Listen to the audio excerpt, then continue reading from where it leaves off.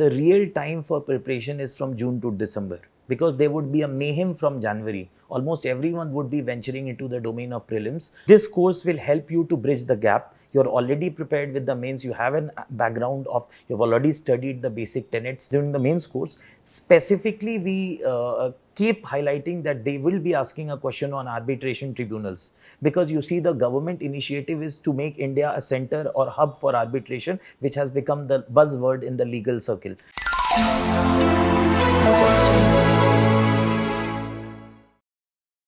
Hello everyone, welcome to VisionIAS. In today's session, we'll be covering one very important program offered by VisionIAS, Advanced Course for GS Mains 2025.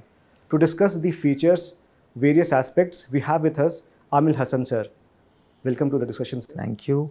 Sir, before we start the conversation, I would like to ask you, what should be the students focusing upon in the next 3 months, that is from October to January? There is a conventional wisdom that actual preparation for mains takes place from June to December, because from January most of the students are largely engrossed with prelims and the kind of analytical questions that are being asked in prelim stage, so they hardly get time for their optional and mains. But the true warrior focuses on mains from June to December. Especially at this stage when we are recording this conversation, the next 3 months would be extremely important for mains. Keeping this in mind, this very program has been framed so that to address the aspirations as well as overcoming the challenges of those students who are already they have a solid foundation, but we'll bridge the gaps or the lacuna or the void that is there to make the best out of their preparation. Okay, so this would be more of an exercise which will help those students who already have a solid foundation, but definitely this will boost their marks like anything. Sir, can you tell us how this program is different from the other options out there? This program is different because one, it is very, very main specific, especially for those, for example, the students already have an understanding of the constitution. This program will give them an analytical bent of mind. You see the kind of questions that UPSC is asking. For example, you see the question that was on DNA. For example, Lok Adalats have been conventionally asked, but this time they have asked it to compare with arbitration tribunals. So paternity dispute, that was also a judgment of Supreme Court. Or they are asking questions which are how globalization affects old age population, discuss the relevance or the distinction between the frame of secularism in American Constitution with that of India.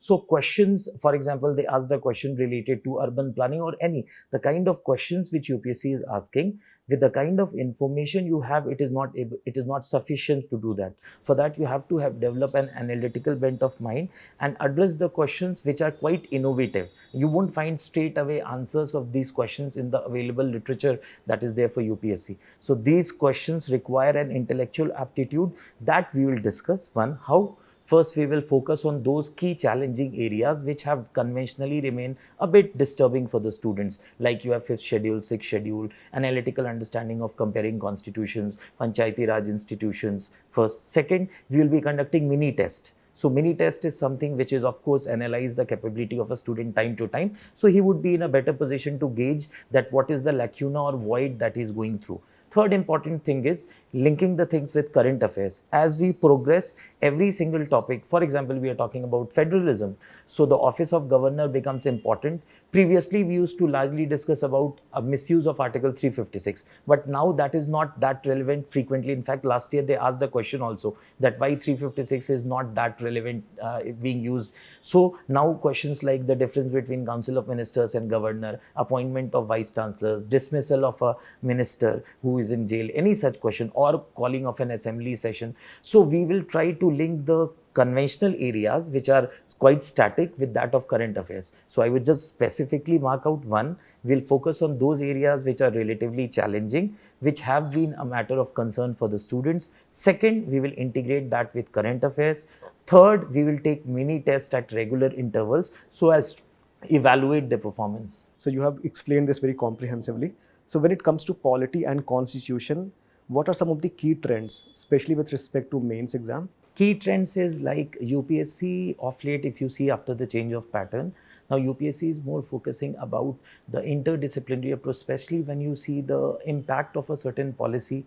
So that is one thing. Second, those students who are reading newspaper, they will have a relative advantage. Third, they have stopped asking questions which they used to ask, that what are the major functions of finance commission. Now they are asking a question, how the terms of reference of ex finance commission is impacting the southern states. So rather than just information, they are focusing on knowledge.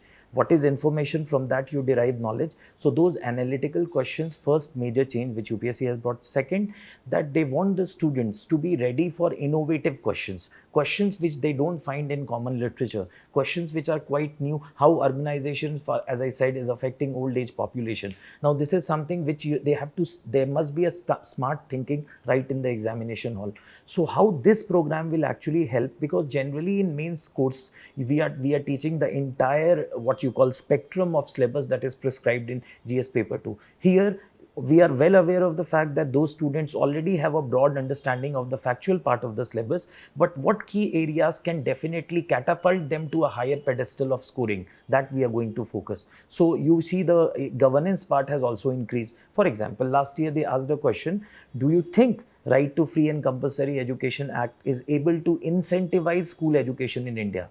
So they are not asking what are the features of Right to Free and Compulsory Education Act. Neither they are saying how far this analyze the relevance of the act in bringing more students to the schools. So this you will be able to answer only if you have been analytical. One. Second, you have aware about the current affairs. Third, the frequent articles which actually make an exercise to delve deeper into the contribution of the law. So this is something which we are going to focus, and this would be, I think, more beneficial for the students. So, sir, as I understand, this course is going beyond the fundamentals and delving more into the analysis part.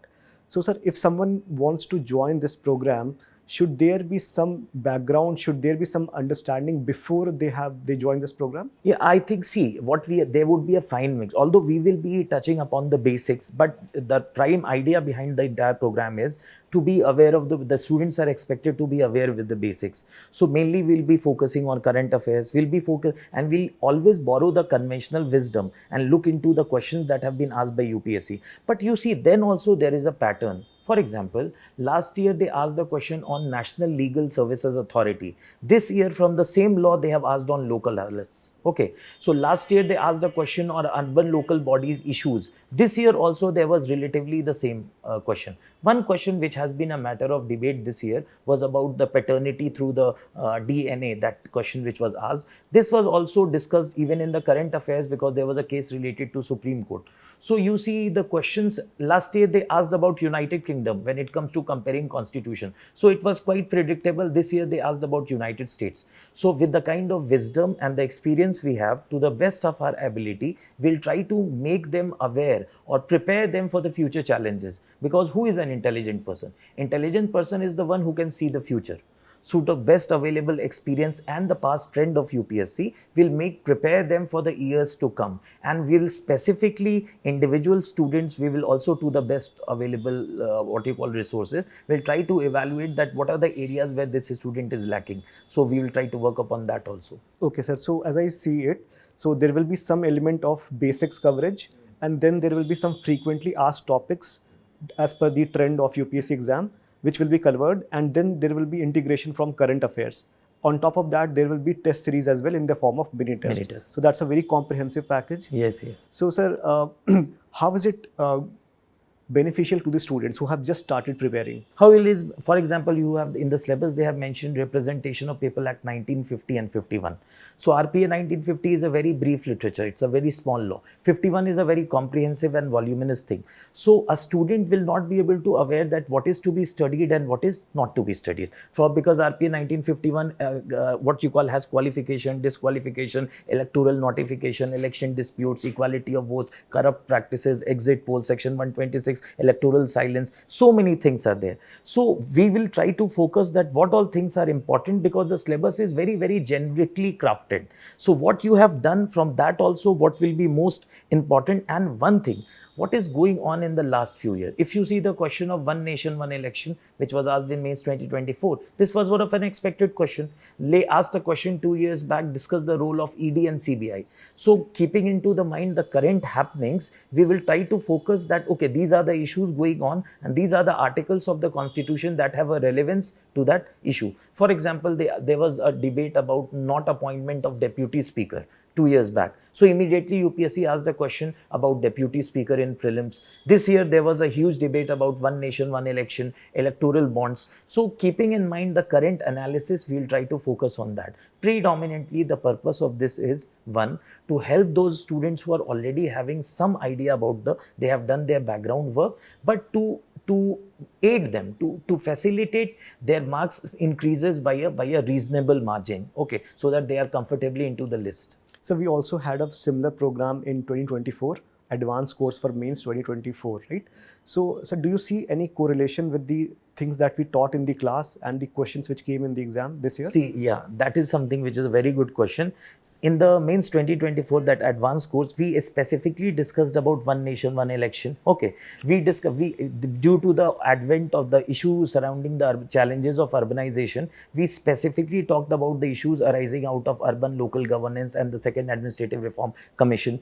We were also talking about the principle of equality and secularism vis-a-vis American constitution with that of Indian constitution, especially the religious report that was released from United States. So there were questions which we expected, and Lok Adalats also. One question which I would specifically say, in the what you call during the mains advanced course, during the mains course, specifically we keep highlighting that they will be asking a question on arbitration tribunals, because you see the government initiative is to make India a center or hub for arbitration, which has become the buzzword in the legal circle. So we specifically highlighted that they are going to ask a question on what you call on arbitration. One more idea where I was focusing was on delimitation, because I was pretty sure, because of Article 330A and 332A and the issue arising out of delimitation, I was expecting a question in mains, but they rather asked that an easy question in the prelim stage. So of course, what we did during the main stage, very much the questions were aligned to it. There would be one or two unpredictable ones, would be from the innovative questions by UPSC, but to the best of our ability, we almost touch a large part of it. So that's very comprehensive. So can you tell us any final message for anyone who is willing to join this course? Final message, I would say that the real time for preparation is from June to December, because there would be a mayhem from January. Almost everyone would be venturing into the domain of prelims. So a stellar candidate will work from June to December. This is the most appropriate time, and that is why we have designed this course at this stage of the time.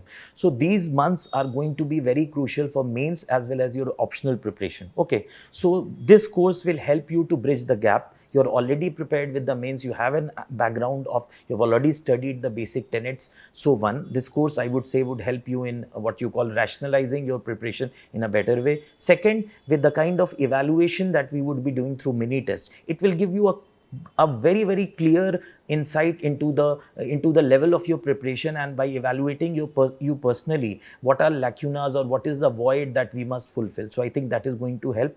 By the time January arrives, you would be venturing into prelims, because that itself is a different ball game. So I think these 3 months, this especially when I talk about this course, it is going to help exceptionally in the GS stage for mains. Thank you so much, sir. Thank you for your valuable insights. Thank you. Dear students, we hope that this session was useful to you. On that note, we wish you all the best.